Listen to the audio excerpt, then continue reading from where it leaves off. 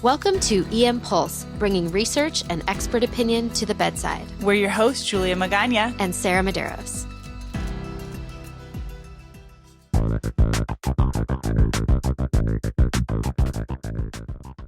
You know, Sarah, one of the scariest things for me out of fellowship was OB emergencies. As a peds trained person, I honestly didn't see very many pregnant individuals, as you might guess, in training, fortunately. And at UC Davis, on the pediatric side of the emergency department, we see patients up to 21. And so out of training, it was really scary to see so many people pregnant and postpartum. It is a totally different physiology and set of emergencies. It's frankly scary, dude. Yeah, I mean, I think it's always scary because you're dealing with two patients. And so it's kind of double the stress. And where I am now at an academic institution, we're somewhat shielded. So most of the later term patients go directly up to L&D triage. So I don't have to see these patients very often. So when they do come in with true emergencies, yeah, it's pretty scary.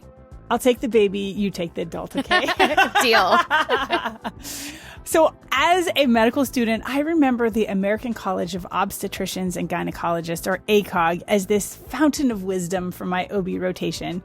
And Sarah, it turns out that it is still true today because they have even created resources for you and me in the emergency department setting. Yes, and we will put a link to the ACOG resource in our show notes. It's called Identifying and Managing Obstetric Emergencies in Non-Obstetric Settings. To help us think through a few of these emergencies, we have Dr. Jenna White. So Dr. White is an associate professor of emergency medicine at the University of New Mexico, and she is the chair of an OB working group jointly convened by ACOG and the CDC.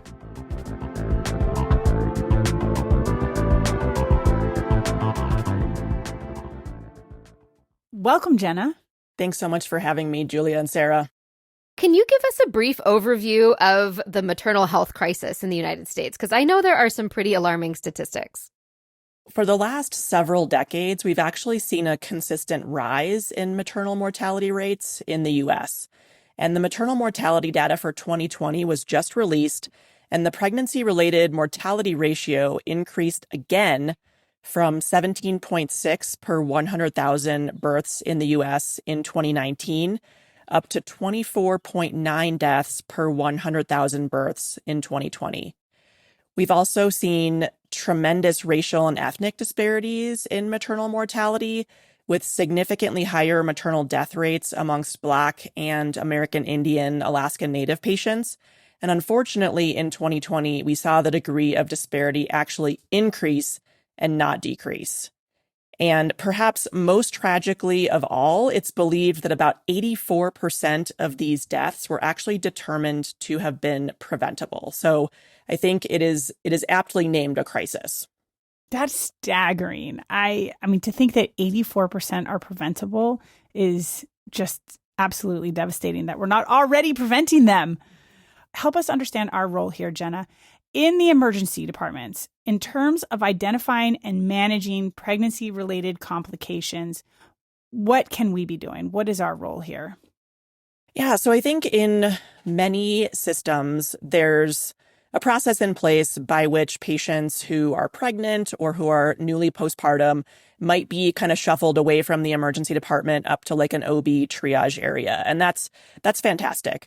But there are actually many reasons why a patient who is pregnant or was recently pregnant might end up in the emergency department rather than OB triage. And it's really important that we try to identify these patients. So how might a patient end up in RED? Well, if the patient has not been receiving prenatal care, which is actually a reality for many patients, then they may not have been connected to an obstetric provider to even tell them about OB triage. They may not even know that it exists. So if they're having a problem, they might just come into the ED and check in there because that's where you go when you're having a problem. Some patients may also connect the idea of going to OB triage with the notion of receiving care for a problem that's clearly pregnancy related in the patient's mind, such as vaginal bleeding or pelvic cramping. Whereas they may associate certain chief complaints as being not related to pregnancy at all, like a headache or chest pain or shortness of breath. And so they might come to check into the emergency department for those types of complaints, which 100% could still be pregnancy related, but that in the patient's mind, they feel it's still more in the realm of the emergency department. And so they may come to us to be evaluated. We also know, at least in my hospital, many OB triage units don't see patients beyond 6 weeks postpartum. And therefore, those patients are directed to the emergency department once they pass that 6-week mark. And this is especially noteworthy in light of this crisis because according to that 2020 data, 47% of maternal deaths actually occur between 1 week and out to 1 year postpartum. So there's actually a huge window of time after delivery during which the patient is actually still at very high risk for some complications. And so this is all just even assuming that hospital even has OB triage. Many hospitals, especially those in more rural areas, have actually closed their obstetric units. So OB triage may not exist in those facilities anymore, but many of those hospitals will still have a functioning emergency department in that hospital. And so the ED then becomes the portal of entry for any kind of care that patients who are pregnant or postpartum may require. And just as a follow-up point to this, we actually have data that demonstrates that patients who are pregnant and especially patients who are postpartum do actually come to the ED.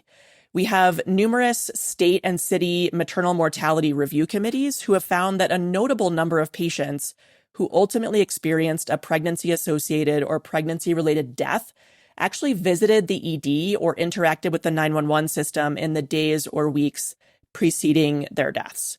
So we know that we're seeing these patients. There was a 2017 retrospective review of state Medicaid data that revealed that 35% of postpartum patients who were enrolled in Medicaid had a visit to the ED within 6 months of their delivery. So that's more than a third of patients who delivered ended up coming to the ED for care. So bottom line, these patients may be OB triage patients, but they are certainly also our patients as well. So we are going to be seeing them in our emergency departments. So basically, Jenna, what you're saying is our role in emergency medicine is to do what we do in emergency medicine, right? Which is like be knowledgeable, be ready for anybody. And when everybody else is closing down around us, like we have to take our job seriously and be ready to take these patients that come in, whether we feel like we're prepared or not. We got to get prepared. Is that a fair summary? Yes, I think that is absolutely accurate. So Jenna, talk to me about some of the common pathologies that these patients are coming in for. What should we be looking for and what should we be most concerned about? If we look at the major causes of maternal morbidity and mortality, there are several conditions for which I think emergency clinicians are really poised to potentially make a huge impact in both the early identification and also the expeditious treatment of these patients. And I think those conditions would probably be acute hypertension during pregnancy or in the immediate postpartum period, eclampsia, and then cardiovascular disease or CVD in pregnant and postpartum patients. Okay, let's break each one of those down a little bit. So let's start with cardiovascular disorders. What do we need to know to screen for, and what kind of management should be initiated in the ED? When it comes to peripartum cardiovascular disorders, I think the most important thing is to just get this on our differential diagnosis.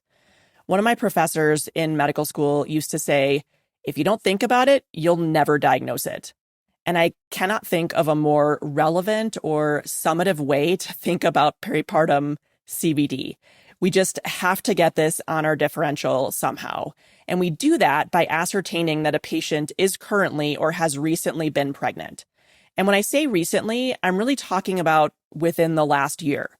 We can see cardiovascular morbidity and mortality out to 1 year postpartum. And in fact, these types of conditions are far more likely to present in the postpartum period actually than during pregnancy.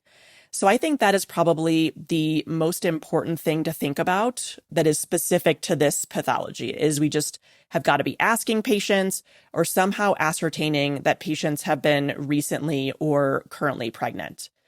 And because these conditions can occur out to 12 months postpartum, in the patient's mind, they may not really have any thought to the fact that the symptoms that they're having right now could be in any way linked to a pregnancy that they had 6 months ago. And so they might not actually think to mention that at all when they're relaying us their history of present illness. So it really becomes incumbent upon us as the clinician to think about this in any pregnancy-capable patient. And what makes this even more challenging is that this can be a really insidious presentation. Things like easy fatigability or poor exercise tolerance certainly have very significant overlap with just postpartum state and being a sleep-deprived new parent. So when we're looking at objective ways to quantify some of these things that the patients might be complaining about, we're looking for things like vital sign abnormalities or edema or a decrease in our pulse oximetry reading when the patient walks around. But those are really just the very specific things that are kind of related to this series of pathologies, because once we get this in our minds that we're thinking about cardiovascular disease, the ED workup is not substantially different from the way we might work up, say, a 65-year-old man with chest pain. Like, we're going to get an EKG, we're going to get a chest x-ray, we should be checking labs, we should be thinking about things like troponins, potentially a BNP. One thing I would potentially draw folks' attention to in particular, however, is that in pregnancy, we do utilize a more sensitive threshold for hypoxia. So a room air saturation below 94% is considered abnormal. And also being mindful about blood pressure parameters and thinking about how, particularly in pregnant and newly postpartum patients, our thresholds for abnormal blood pressures are, again, very substantially different than, say, in a non-pregnant individual. And then it really comes down to kind of the severity of symptoms and the degree of abnormalities on our physical exam and our lab tests that kind of guide our next steps. But in general, if we have a patient that we're concerned has a pregnancy-related cardiovascular illness, we should have a very low threshold to talk to a specialist about these patients, perhaps seeking out an echocardiogram or a more prolonged period of cardiac monitoring, having a low threshold to admit these patients to the hospital versus arranging very solid, very prompt outpatient follow-up for those who might be more clinically stable, but for whom a clinical concern of that disease still persists. I think the bottom line is really to just not minimize symptoms in this patient population, to really do our due diligence and think about the possibility of potentially very serious cardiovascular disease in these individuals. And if that is not definitively ruled out by our ED workup, to either admit that patient for further care or to speak to a specialist about what additional workup might be helpful in reaching or ruling out that diagnosis. And Jenna, when we're talking about cardiovascular disease, are we mainly talking about cardiomyopathy, arrhythmias? What else are we thinking about here? Certainly both of those. I would also put coronary artery dissections on there, congestive heart failure, myocardial infarctions. All of those are clinical possibilities that fall within this umbrella category of cardiovascular disease. And what about treatment, Jenna? What if you do find one of these things? You know, you have somebody who, I mean, just like in pediatrics, a lot of the treatments haven't been studied as well, I would assume, in this population and in the breastfeeding population postpartum. What kind of things from a treatment perspective do we need to consider differently in this population? So you're absolutely right. Most medications for the treatment of cardiovascular emergencies do not have robust data surrounding their use in pregnancy and breastfeeding. But these medications should not be withheld from a pregnant or a breastfeeding patient in a life-threatening emergency if they would be otherwise indicated. But certainly if time warrants, or if you're at all considering utilizing medications that we might use in other non-pregnant individuals for long periods of time, it's probably worth consulting a pharmacist, a pharmaceutical reference, or like a maternal fetal medicine specialist to get some clarity on exactly what's appropriate in that patient. Okay, so let's move on to hypertension. So, in the ED, we're pretty familiar with hypertension, and oftentimes our patients come in with what we call white coat hypertension, or just sort of like being anxious in the ER, which is enough to give a lot of people high blood pressure. So we generally don't worry about the numbers too much unless patients are symptomatic. But this is obviously really different in pregnant and postpartum individuals. So what do we need to know? Yeah, we do see so many elevated blood pressures in the ED for a variety of reasons. And we really get desensitized to blood pressures being elevated in the ED. And for the most part, that's okay. We would be doing most of our non-pregnant patients with elevated blood pressures a huge disservice and potentially really harming them if we were just chasing down blood pressure numbers all day long and trying to really demonstrate short-term improvements in what is really a long-term disease. But once again, clinical context really is everything. And we actually do need to care and significantly worry about elevated blood pressures in patients who are greater than 20 weeks pregnant or less than 6 weeks postpartum. And there are really two thresholds in my mind that I like to think about with kind of escalated levels of concern. And those series of numbers are a systolic blood pressure of 140 millimeters of mercury or a diastolic blood pressure of 90 millimeters of mercury. And it's important to note that either the systolic or the diastolic being above its respective threshold number is worrisome. So if your systolic is maybe 138, but the diastolic is 100, that's still a blood pressure that should raise concern, even though the systolic blood pressure has not technically risen above that abnormal threshold. So in a patient that kind of has that range of blood pressure, so greater than 140 but less than 160 systolic, or a diastolic that is greater than 90 but has not yet reached 110, that's a patient in whom we want to be very certain that we're getting accurate blood pressures. So we want to check our blood pressure cuff. We want to make sure that the patient is properly positioned and they're not laying on the arm where the measurement is being obtained. And we want to get an in-depth history. We want to really be thinking about symptoms like headache, visual changes, abdominal pain. This is a patient we should get some IV access on and consider sending some lab work as well and be cycling our blood pressure pretty regularly so that we can begin to establish a trend in our blood pressures. The next series of numbers in our spectrum of concern would be a systolic pressure that has risen to 160 millimeters of mercury or a diastolic pressure that has reached 110 or above. Blood pressures greater than this with either the systolic or the diastolic number, by definition, is preeclampsia with severe features, and this patient is going to require magnesium sulfate and blood pressure control. It's important to note that even patients who have those lower range but still abnormal blood pressures, so a systolic pressure that's between 140 and 159, or a diastolic pressure that's between 90 and 109, can still be classified as having preeclampsia with severe features if they have those lower range blood pressures, but they also have things like thrombocytopenia, new acute renal insufficiency, elevated liver function tests, severe headache, pulmonary edema, or severe epigastric or right upper quadrant pain. That's a lot to remember, Jenna.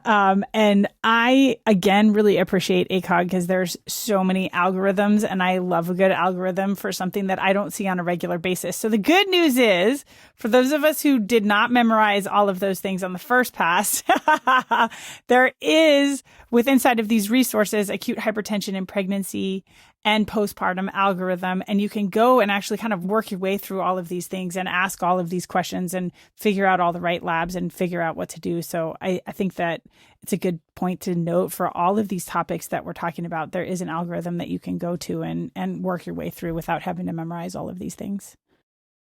Yeah. So Jenna, talk to me a little bit about treatment. So for example, if I threw a case at you that you had a patient who was pregnant, let's say 30 weeks, and has a blood pressure of 145 over 95, so in that kind of gray zone, but is asymptomatic, doesn't have any other symptoms, how are you treating that patient?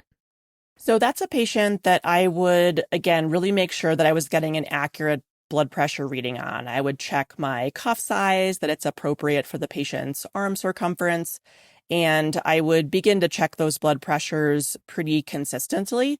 I would also be wanting to get some IV access on that person and then probably sending off some basic labs. And by that, I mean probably a CBC with diff. I would want to get some liver function tests. I'd probably want to get a basic chemistry to look at my renal function. And then if they were able to provide a urine sample to check for protein in the urine, that would also be something that would be really helpful for this patient.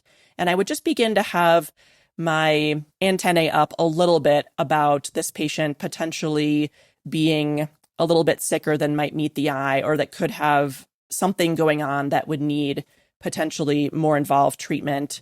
And so just kind of starting to monitor a little bit more closely and checking those surveillance labs to see what turns up.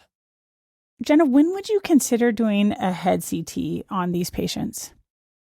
So I think that anytime there's a patient who has a neurologic deficit, a head CT is absolutely warranted.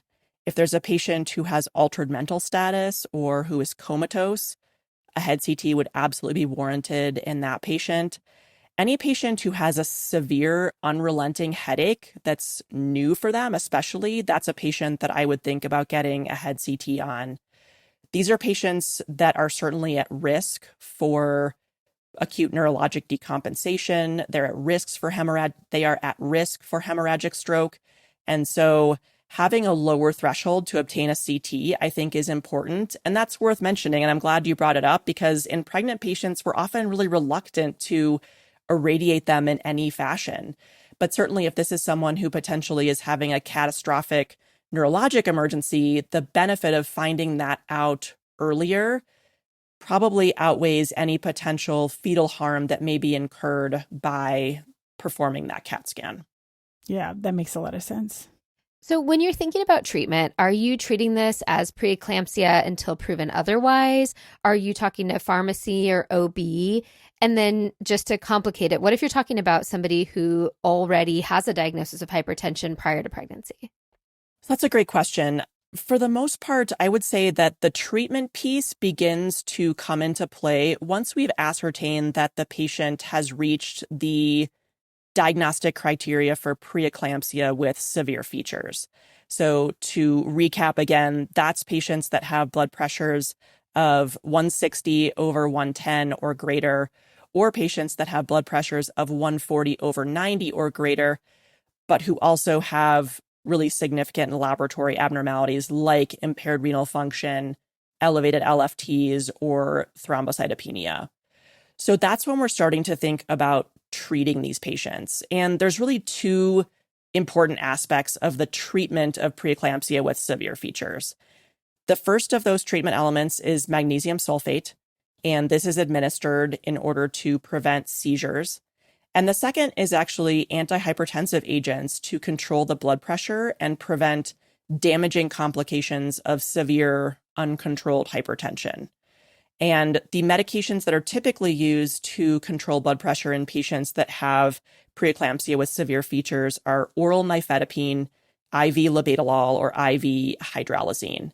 And to refer back to those resources that we've been talking about, the dosing ranges and dosing progressions for all three of those medications are actually outlined in that resource so that you can refer back to them with ease and you don't have to try to remember any of the doses of these medications, which frankly, we don't often use in emergency medicine otherwise. And then, of course, engaging your obstetric colleagues early to manage these patients is also critically important.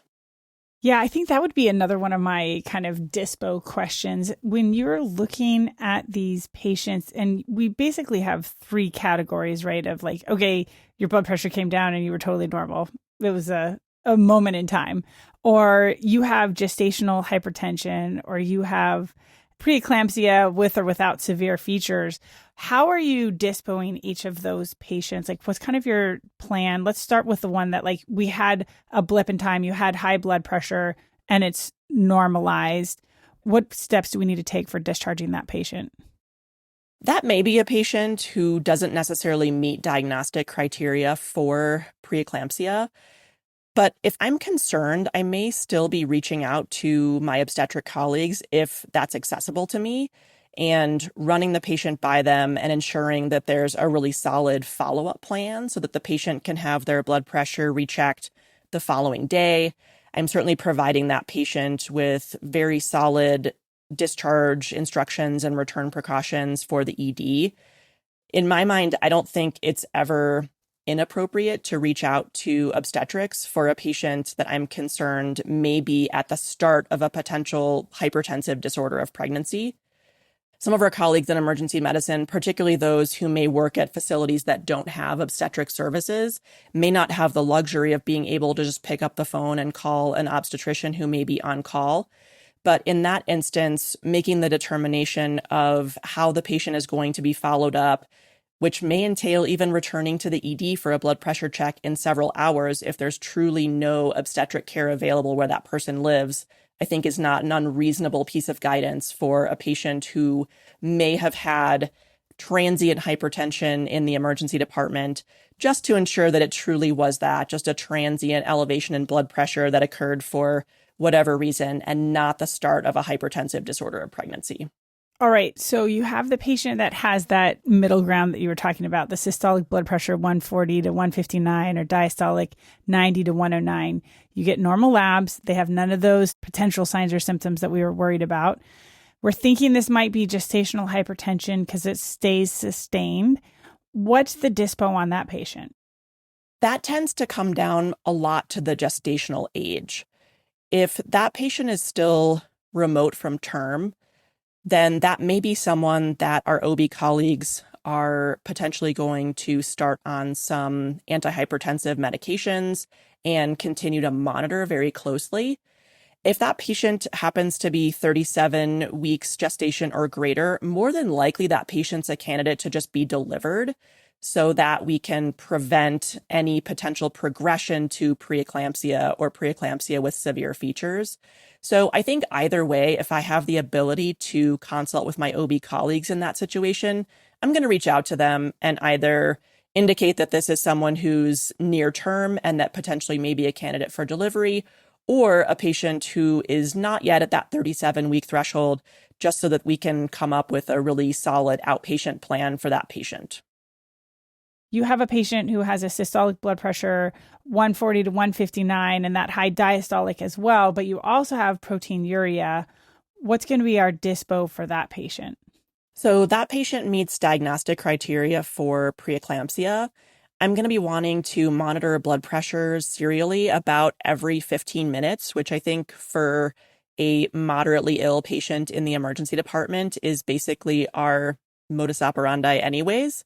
And I'm going to be reaching out to my OB colleagues about determining if this patient is someone that needs to be admitted to the hospital, if this is a patient that needs to be delivered, or if this is a patient who's going to have very close following as an outpatient. But I'm definitely leaning heavily on my OB colleagues for the ultimate plan for that individual. And our last bucket, preeclampsia with severe features, what are we going to do for a dispo for those patients? So for those patients, again, definitely still reaching out to obstetrics early on, but that's a patient that I really want to probably initiate treatment in my emergency department with magnesium sulfate in order to prevent any seizure activity that could potentially occur. And then I'm also going to want to initiate blood pressure control with one of the 3 agents that I mentioned earlier. So oral nifedipine, IV labetalol, or IV hydralazine.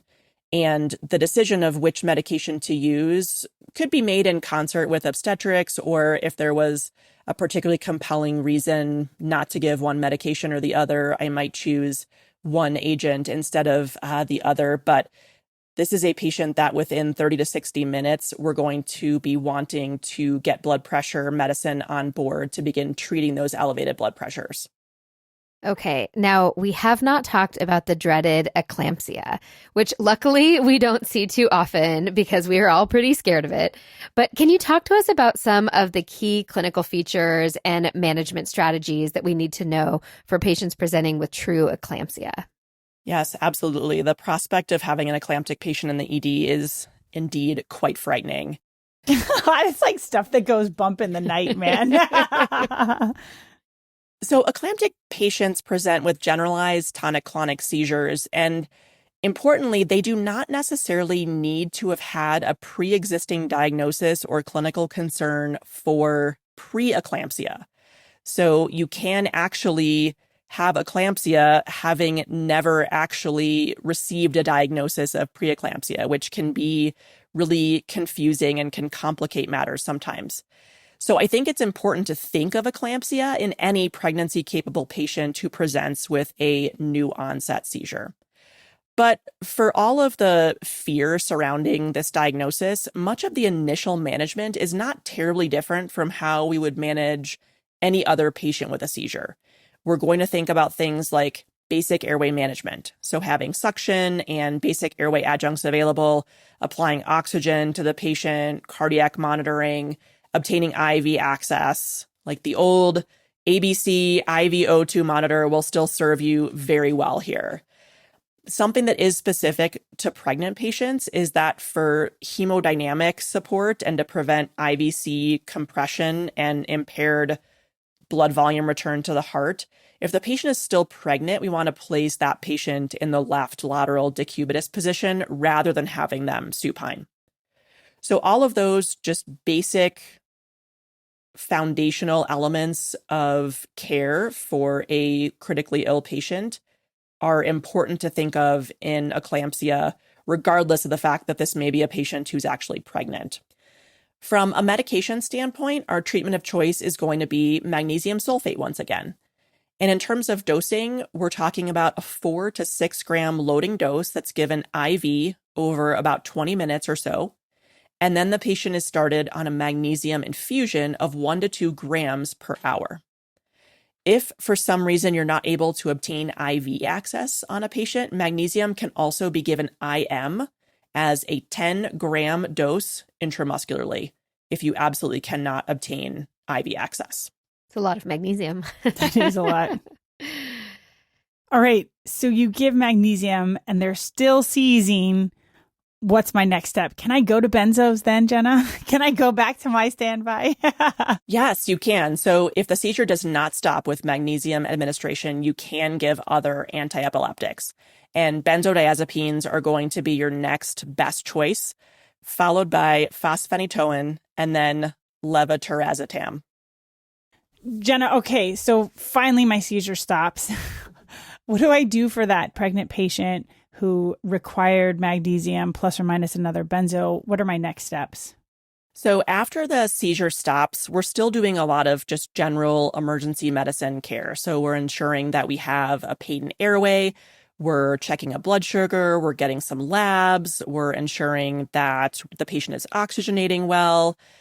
And we're also thinking about central nervous system imaging, so getting a head CT, because it may take a while to determine whether or not this patient has returned to their neurologic baseline or not. And so if they happen to have a really long postictal period, we want to make sure that that's because they just are having a long postictal period and not that they also have an intracranial hemorrhage. So this is another point for EM folks to really drive home that it is recommended and okay to get a head CT on a patient that had an eclamptic seizure. And you should do that to ensure that the patient has not also had a concomitant intracranial hemorrhage and that potentially either caused or in some way contributed to their seizure. So that's a really important piece, is just the general stabilization of the patient and finishing up kind of the diagnostic workup, which includes brain imaging. But if your patient is also hypertensive, this is another instance where you're going to want to initiate blood pressure control for the patient, and you're going to want to continue that magnesium sulfate infusion as well. So those are sort of the three big hallmarks, I would say, of your post-eclamptic seizure patient care. Are we ever concerned about giving too much magnesium? You can actually have patients that become magnesium toxic.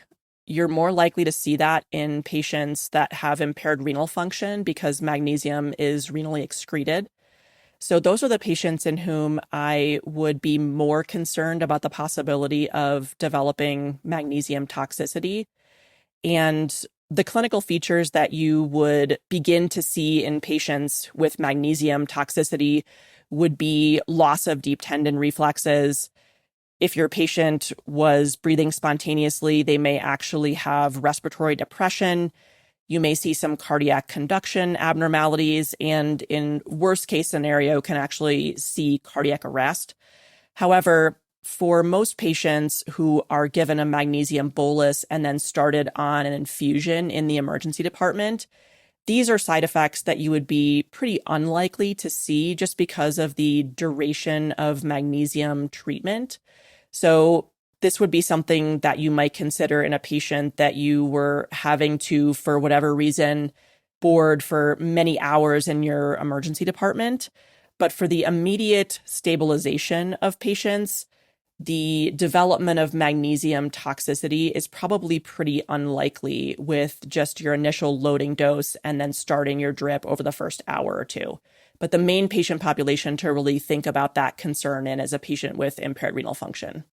I always like the phrase loss of deep tendon reflexes. Like I'm sitting there tapping their knee every 15 minutes. I'm like, oh, wait, the DTR's gone.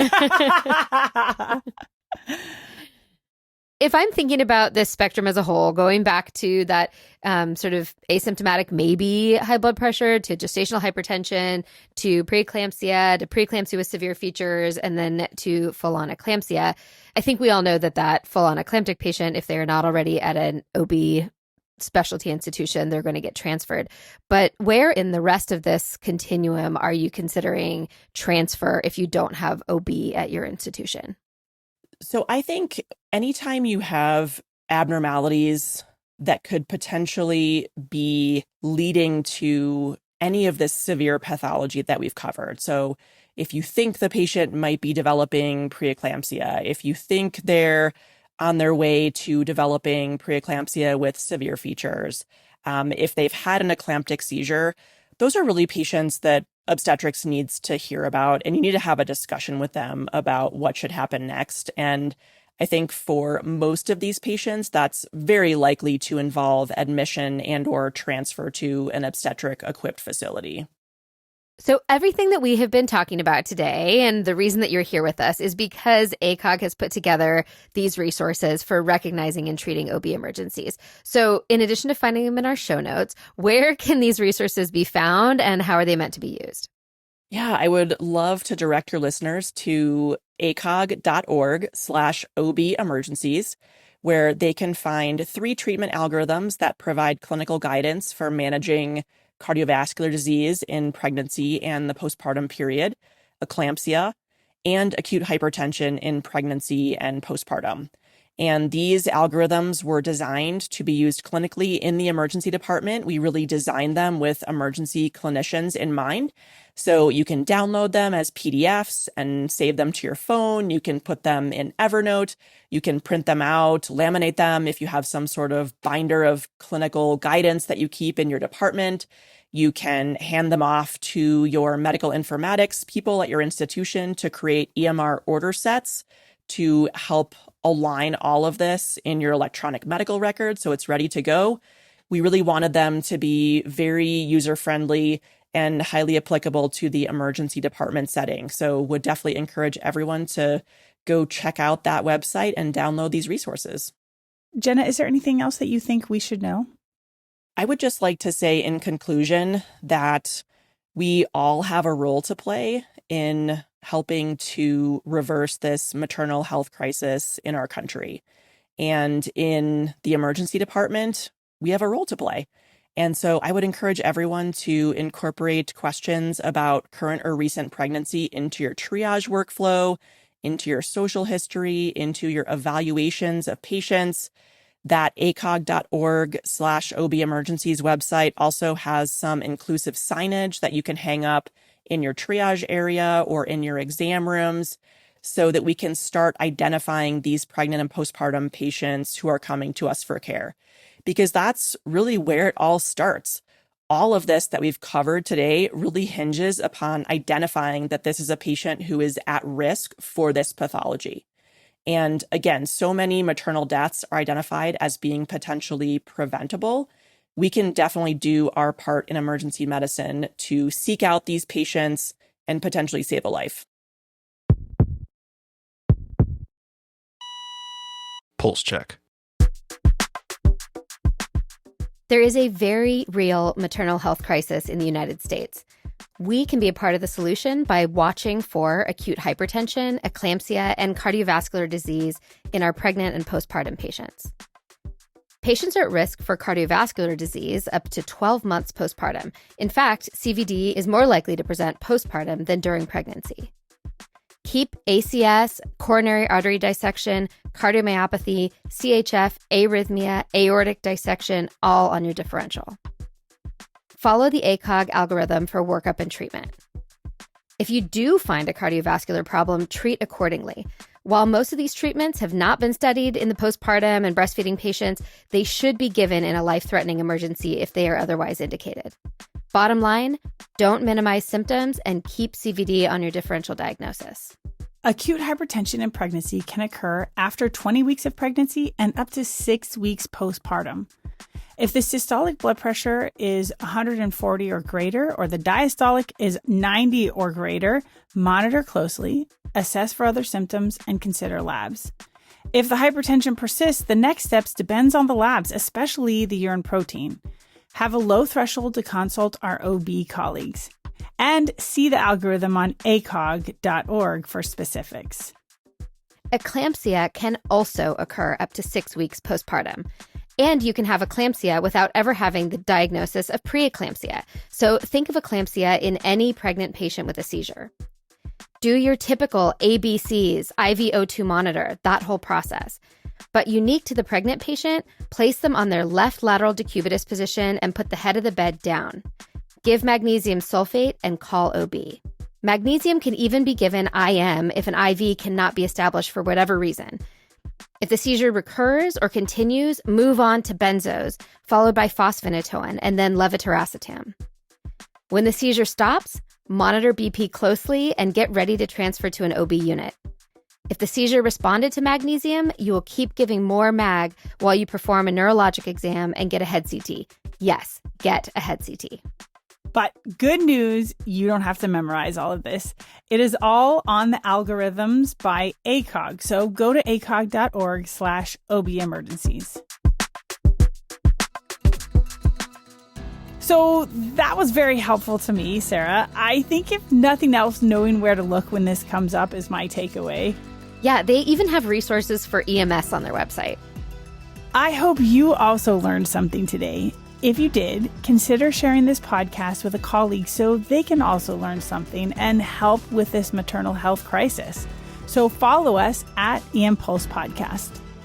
Thank you to our department for growing this podcast with us. And thank you to OM Productions for birthing this podcast with us. So until next time, stay curious, stay inspired, and stay tuned.